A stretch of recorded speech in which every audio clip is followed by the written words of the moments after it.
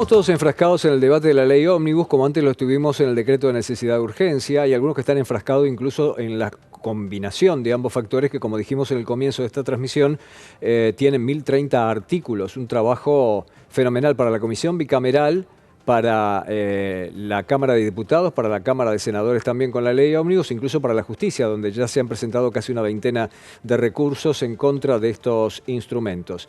Mientras tanto, no perdemos el horizonte de lo que es la inflación. La inflación podría arrojar en 3 meses un 100%. La mayoría de las consultoras está hablando entre 29 y 30% para diciembre y la posibilidad que sea mayor. Y hay algunos insumos sensibles para la vida de las personas, que están subiendo de un modo desaforado, como el caso de los medicamentos. Los medicamentos ya registran, según nuestros datos, subas del 40%, acumulan más del 300% anual. Y este es un reporte que ha dado a conocer Miguel Calvete. Miguel es presidente del Instituto de Estudio de Consumo Masivo, INDECOM. Miguel, muy buenas tardes, un saludo. ¿Qué tal? Buenas tardes, Pepe, a vos y a todo el equipo. Bueno, gracias vamos a ver. Es un tema muy sensible que la verdad no lo veo en estos momentos encarrilado como para poder obtener una solución. Allí se castigan entre sí la libertad de mercado que se quiere imponer. Por otro lado, hay una iniciativa que parecería positiva, que es la de los genéricos, que figura también en algunos de los instrumentos legales, pero en el mientras tanto no hay un horizonte. Y efectivamente, bueno, nosotros el estudio que hicimos desde el instituto fue fundamentalmente sobre todo el sector de laboratorios, droguerías, que son los intermediarios, y las farmacias, obviamente, que es el punto de venta, ¿no? Llegamos más de 300 puntos de venta de farmacias, 36 droguerías, y las tres principales cámaras de laboratorios, que son laboratorios nacionales y estos laboratorios extranjeros y pequeños laboratorios nacionales. Efectivamente, a ver, analizando los 19 medicamentos más vendidos, siempre bajo receta, ¿no? De las 4 familias, es decir, tenemos todo lo que es psicofármacos, lo que es cardiovasculares, lo que es diabetes y lo que es oncología, sobre todo los 3 primeros que apuntan mucho a los sectores más vulnerables, el caso de jubilados, que prácticamente compone un 35 o un 40% de la canasta de su ingreso, esa canasta de medicamentos. No nos olvidemos que en PAMI los medicamentos que reciben gratuitamente los jubilados son para aquellas pensiones y o jubilaciones mínimas. Después, cuando empiezan a tener un ingreso superior, empiezan una suerte de carencias, ¿no? En el tema de esos medicamentos. Y lo que hemos encontrado es un promedio. Solamente para la primera quincena del mes de diciembre, el promedio de aumento fue del 38,4%.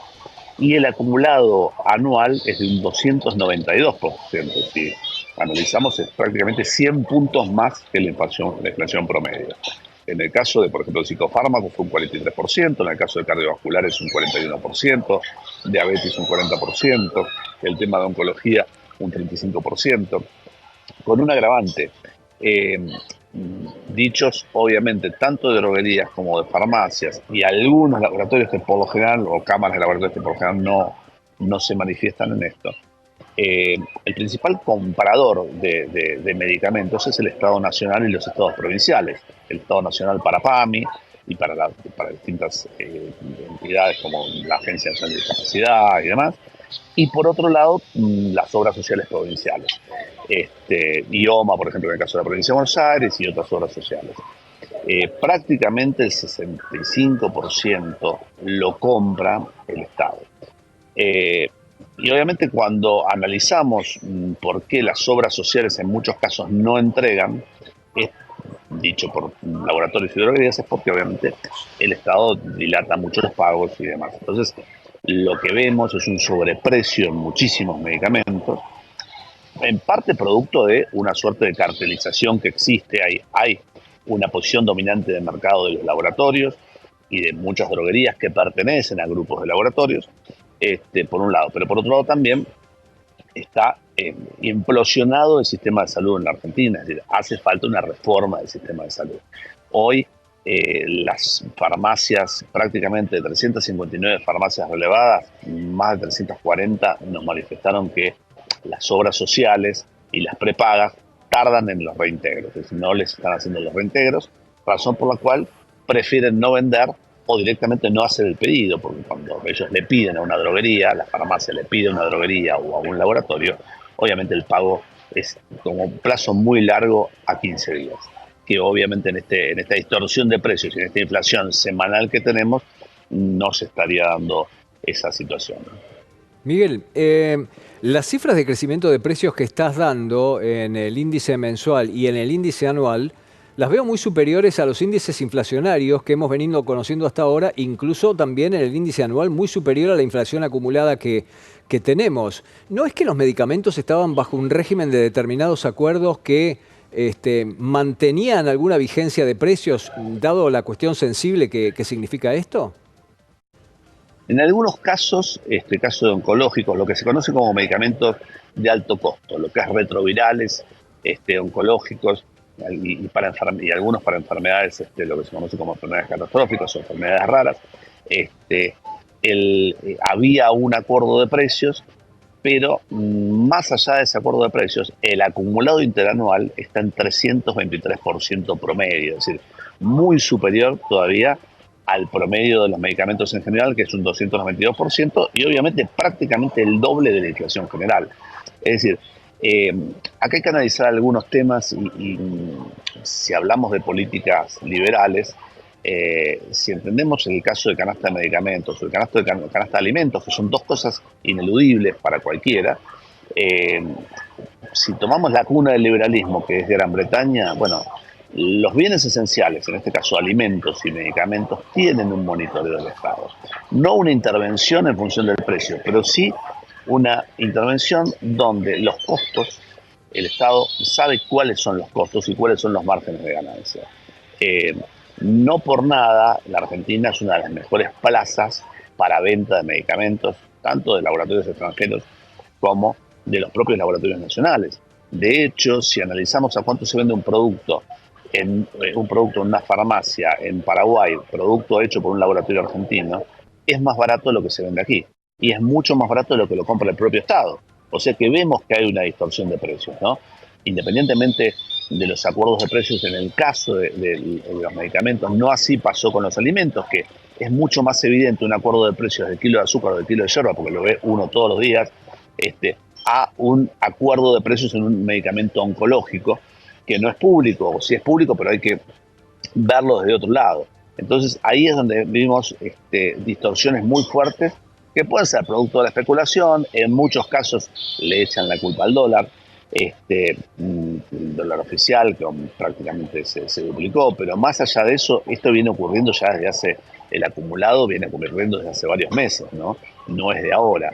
O sea que evidentemente hay una asignatura pendiente por parte del gobierno, no en este gobierno no, porque hace 2 semanas que está, pero creo que dentro que eso afectaría mucho porque son referenciadores de precios de laboratorios, y bueno, ¿a qué llevaría? Llevaría a que cierren estos laboratorios o simplemente se conviertan en fasones, en manufacturadores de los productos de los grandes laboratorios. Por eso creo que en algunos temas, volviendo a lo que decíamos del liberalismo, creo que algunos bienes y estos bienes esenciales los tiene que monitorear el Estado. Vista la fase económica en la que parece que estamos entrando y que se va a profundizar, ¿vos creés que se va a utilizar la modalidad de abrir la importación para todo tipo de medicamentos?